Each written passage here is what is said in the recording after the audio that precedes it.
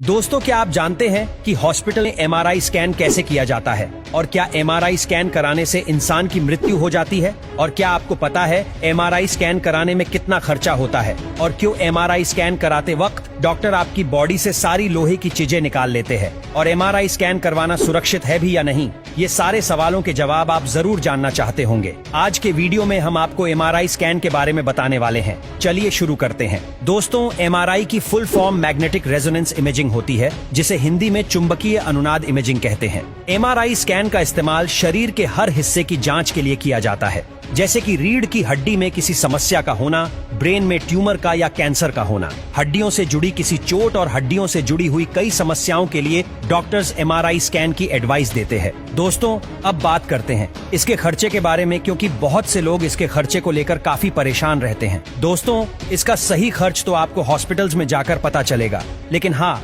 Government hospitals में ये private hospitals के मुकाबले काफी सस्ता हो जाता है और इसका खर्च आपके स्कैन के ऊपर भी डिपेंड करता है। अगर आपको सिर्फ बॉडी के एक ही पार्ट का स्कैन करवाना है तो ये कम रेट में हो जाता है, लेकिन अगर आपको पूरा बॉडी का एमआरआई स्कैन करवाना है तो उसका खर्चा थोड़ा ज्यादा हो जाएगा। लेकिन अगर फिर भी बात करें एमआरआई स्कैन के एक एवरेज प्राइस की, तो उसको करवाने में 2500 से 25,000 तक का खर्चा आ सकता है और कई मामले में तो उसका खर्चा 25,000 से भी ऊपर चला जाता है। दोस्तों, अब हम आपको बताते हैं आपका सबसे ज्यादा पूछा जाने वाला सवाल, और वो है, क्या एमआरआई स्कैन करवाने के दौरान किसी की जान भी जा सकती है? दोस्तों, एमआरआई स्कैन की पूरी प्रक्रिया के दौरान जान नहीं जा सकती, अगर आप हमारी रूम के अंदर सभी नियमों को फॉलो करते हैं तो। लेकिन अगर आप एमआरआई स्कैन रूम के अंदर की गाइडलाइंस को फॉलो नहीं करते हैं तो इसका आपको काफी भारी खामियाजा भुगतना पड़ सकता है। दोस्तों, अब बात करते हैं कि एमआरआई स्कैन किया कैसे जाता है। इसको करने के लिए पेशेंट को एक मशीन पर सफेद या नीले रंग की एक खास प्रेस को पहनाकर लेटाया जाता है। यहाँ अच्छे से ध्यान दिया जाता है कि पेशेंट के जिस हिस्से का एमआरआई स्कैन होने वाला है उसको उसी डायरेक्शन के हिसाब से लौटाया जाए। पेशेंट का एमआरआई स्कैन होने से पहले उसके शरीर से सारी मेटल की चीजें उतरवा दी जाती है, जैसे कि कड़ा, अंगूठी, चेन आदि। और अगर पेशेंट के शरीर का पहले कोई ऑपरेशन हुआ है और उसमें रॉड डाली हुई है या किसी प्रकार की धातु का इस्तेमाल हुआ है तो इसकी जानकारी उसे एमआरआई स्कैन से पहले देनी चाहिए, क्योंकि स्कैन के समय यह आपके लिए काफी खतरनाक साबित हो सकता है। अब इस प्रक्रिया के बाद पेशेंट को एमआरआई मशीन के अंदर भेजा जाता है। अब मशीन के अंदर लगे बड़े बड़े मैग्नेट्स और रेडियो वेव्स की मदद से बॉडी के अंदरूनी हिस्सों और अंगों की तस्वीरें निकाली जाती है। जब हमारा ये स्कैन होता है उसे कंप्यूटर द्वारा ऑपरेट किया जाता है। इस कंप्यूटर को एमआरआई की चुंबकीय तरंगों से बचाने के लिए अलग कमरे में रखा जाता है। एमआरआई स्कैन के दौरान हॉस्पिटल्स में पेशेंट को हेडफोन पहनाए जाते हैं, क्योंकि मशीन के अंदर जो तेज आवाज पैदा होती है उससे पेशेंट को किसी प्रकार की घबराहट ना हो।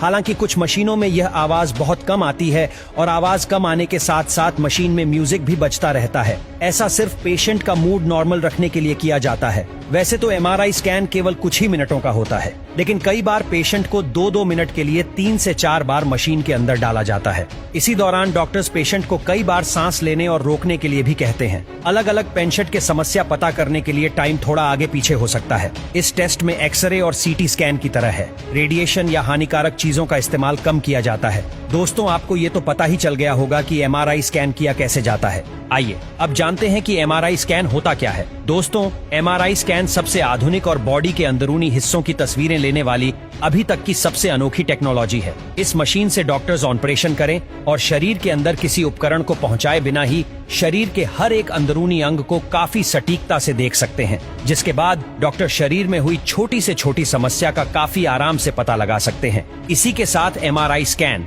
बीमारी के इलाज में भी मदद करता है, क्योंकि इससे यह भी पता चल जाता है कि शरीर में इलाज का असर हो रहा है या नहीं, और पेशेंट को जिस बीमारी की दवा दी जा रही है वो दवा उस बीमारी पर कितने अच्छे से असर कर रही है। दोस्तों, जब हम कुछ सोचते हैं या कुछ काम करते हैं तो हमारा दिमाग किस तरह काम करता है, एमआरआई स्कैन की सहायता से ये भी पता किया जा सकता है। बाकी हम सोते हैं तो हमारे दिमाग का कौन सा हिस्सा ज्यादा एक्टिव है, हमारे दिमाग की छोटी बड़ी हर एक हलचल के बारे में एमआरआई स्कैन द्वारा पता किया जा सकता है। दोस्तों, अब हम आपको बताते हैं कि इससे करवाते समय कौन सी सावधानियां बरतनी चाहिए। एमआरआई स्कैन करने से पहले डॉक्टर्स पेशेंट के शरीर से सभी मेटल की चीजें उतारने के लिए बोलते हैं, जैसे हमने पहले भी आपको बताया, क्योंकि एमआरआई स्कैन मशीन की चुंबकीय क्षमता बहुत ज्यादा होती है जो कि धातु की चीजों को अपनी ओर खींचती है। इसलिए अगर आपका कोई ऑपरेशन हुआ है या सर्जरी हुई है तो आप अपने डॉक्टर को इसके बारे में पहले ही बता दें। इसके अलावा एमआरआई स्कैन करवाने से पहले अगर आप स्वस्थ महसूस नहीं कर रहे हैं तो ये भी आपको अपने डॉक्टर को बताना चाहिए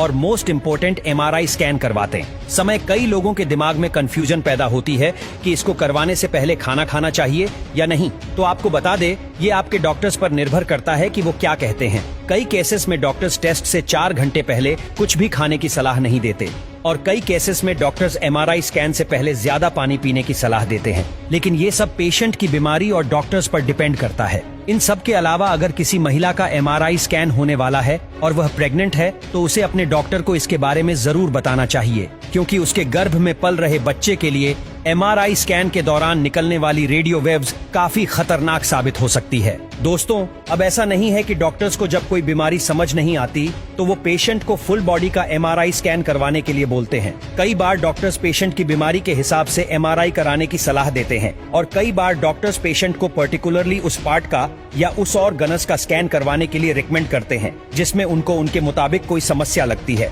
दोस्तों, अब हम आपको बताते हैं कि एमआरआई स्कैन और सीटी स्कैन में अंतर क्या होता है। वैसे तो दोस्तों, एमआरआई और सीटी स्कैन की मशीनें बिल्कुल एक जैसी ही दिखाई देती है और लगभग इनके काम करने का तरीका भी एक जैसा होता है, लेकिन इन दोनों के बीच काम करने में काफी अंतर होता है। यहाँ एक तरफ है एमआरआई स्कैन मशीन रेडियो तरंगों के जरिए काम करती है तो वहीं सीटी स्कैन मशीन एक्सरे के जरिए काम करती है। बॉडी के किसी भी प्रकार के स्कैन के लिए ये दोनों ही मशीनें दूसरे टेस्ट मशीन से कम जोखिम वाली होती है। इसके अलावा अलग अलग परिस्थितियों में ये दोनों ही मशीनें अपने काम में सर्वश्रेष्ठ हैं। लेकिन सीटी स्कैन मशीन की तुलना में एमआरआई स्कैन मशीन काफी शोर करती है, जबकि सीटी स्कैन मशीन शांति सपना काम करती है। तो दोस्तों, ये है एमआरआई स्कैन से जुड़ी हुई कुछ वो बातें जो आप लोग जानना चाहते हैं। उम्मीद करते हैं कि इस वीडियो से आप सभी की काफी हेल्प हुई होगी और आपको एमआरआई स्कैन से जुड़े आपके वो सारे सवालों के जवाब मिल गए होंगे जो आप जानना चाहते थे।